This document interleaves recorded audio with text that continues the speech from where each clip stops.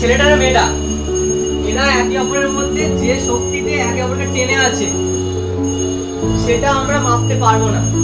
আমরা কি করব, আর একটা উল্টো লোককে ঢোকাবো।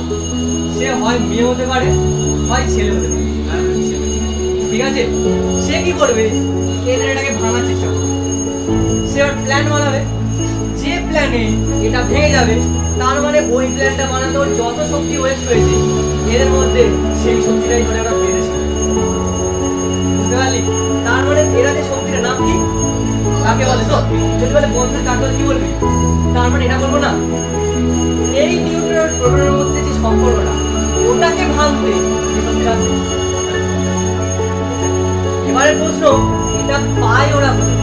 যদি ওরা এদের ভর মাপিস দেখতে পাবি এদের টোটাল ভরটা বল হওয়া উচিত তো এই নিউক্লিয়াসের ভর যা এদের ভর যোগ করে সে হবে, কিন্তু হয় বলতে নিউক্লিয়াসের ভর কম দেখায়, মানে কম কিছু কমে গেছে, মানে এদের ভর